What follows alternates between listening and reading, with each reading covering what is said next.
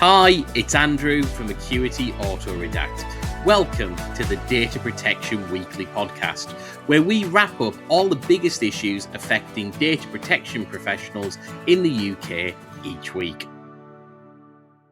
This week, I thought it might be good to do a bit of a breach breakdown, but why is that? Well, we've seen the headlines this summer about some pretty significant data breaches, from the Department for Education to the very body that manages the UK's state investments. Breaches are happening left, right and centre, but here's the secret. They're not all cinematic, sophisticated, massively technical cyber attacks.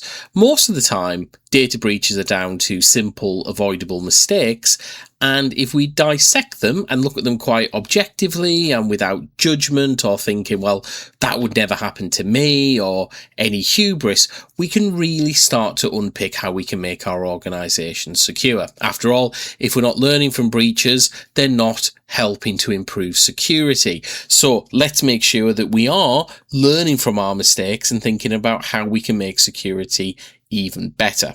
So let's set the scene. If you look at the enforcement landscape right now, the Information Commissioner's Office isn't really messing around. We've seen a spike in penalties being issued for data breaches, and the ICO isn't just handing out slaps on the wrist. They're issuing fewer fines, but the ones that they are issuing are more bruising. But even if we don't look at the fines, let's break down incidents that have been significant, because that's where we learn the lessons. So take the breach at the UK Government Investments, or UKGI, which came to light a few weeks ago, and this is the body that handles the taxpayers' stake in things like the Post Office and Channel 4. And, when we dissect it, what happened? Was it a shadowy hacking syndicate using a zero-day exploit that they pulled out for the occasion? No. A member of staff had just failed to follow established information security policies. They left an internal file that had high-level management info and the contact details of 50 government officials publicly accessible. And for 40 hours, it just sat there. It was open to the world. More sophisticated attacks were launched against the Department for Education and, again, a police legal database in late July.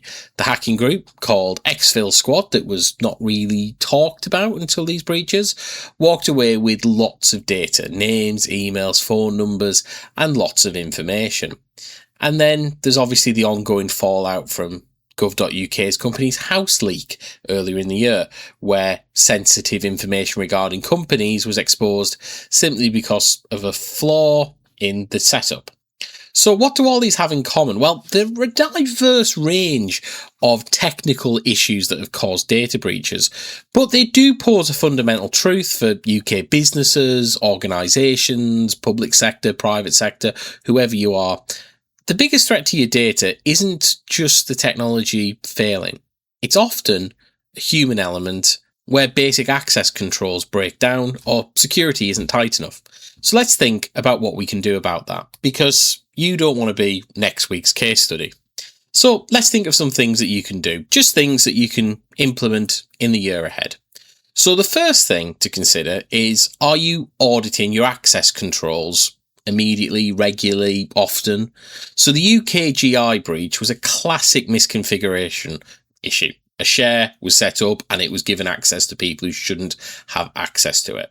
Somebody could have just clicked, anyone with the link can have access to it. And if we've worked in organisations with modern cloud sharing technology, such as Microsoft 365 or Google Workspace, it is so easy to right-click on a file and click anyone with the link can share, unless you've considered how this could be protected. So are administrators going around and making that option not very easy to turn on, or just not available unless you're in a particular group?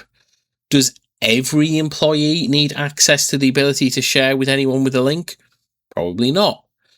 Could you be auditing and checking that every member of staff doesn't have access to HR spreadsheets or to employee databases or to files that are confidential? It's often worth doing a kind of audit, and Workspace in Google and Office 365 from Microsoft have the ability for you to go through and run some pretty sophisticated searches on files and to see, which of those files with sensitive keywords that it can automatically flag are shared perhaps a little bit beyond what you'd expect for a file with those keywords in. Are you doing those audits? Doesn't have to be something you do every single day. It could be a weekly exercise or a fortnightly exercise, even depending on the size of your organization, maybe just once a month. But if you are controlling and making sure that files are shared appropriately in your organization and auditing it, you're going to have less chance of a data breach happening. Secondly, are you doing role-specific training? The ICO specifically target businesses for inadequate staff training, and they have done in the last year. Generic tick box GDPR training once a year isn't going to cut it anymore. Yes, it does make you look compliant. Yes, it does make you look like you are doing something about data protection. But actually, you need people to embody the spirit and principles of data protection into their day-to-day lives and to make it part of their ethical code of practice in whatever profession they're executing. It is something that we need to consider as a right. We have the right to have our data protected and therefore the responsibility to make sure that it is protected. So you need to make sure that training isn't generic. Think about making it relevant and role specific.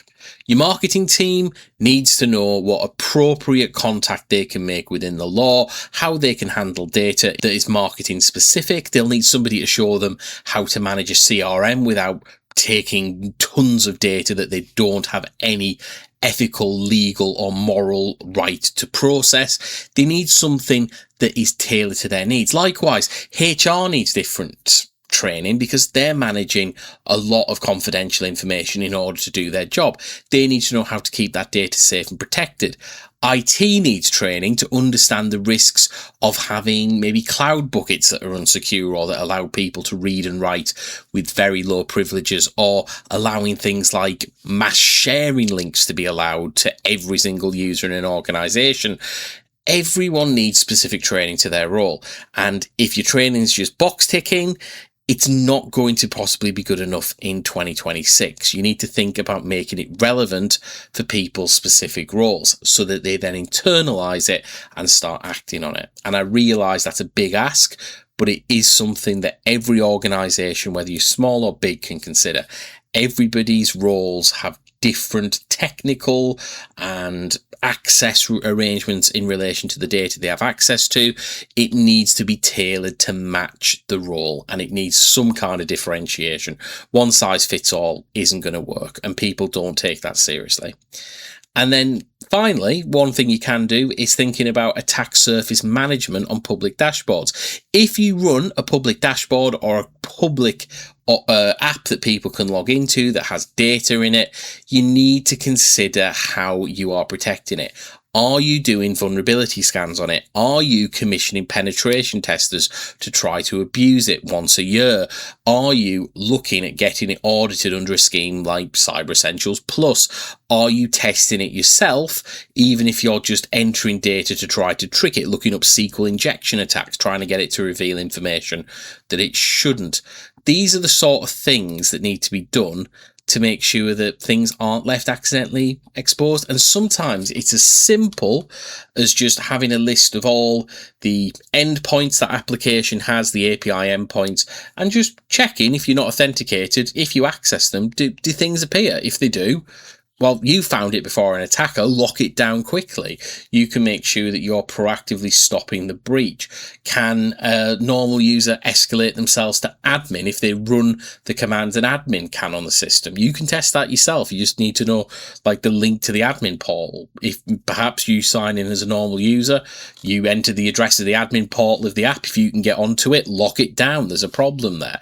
There are things that you can do to make sure that your dashboards and your public facing web apps are secure. And if you're not confident in it, commission a good penetration tester. They will find everything. Crest accredited penetration testing is expensive. I realize that, but you are going to get somebody who should be able to find issues and ensure it's safe. And, you know, we've even seen tools like Companies House that have been tested. You know, they have been exposed. So make sure you commission the best testers that are out there and do it regularly. If changes are made to the software that are significant, get another test.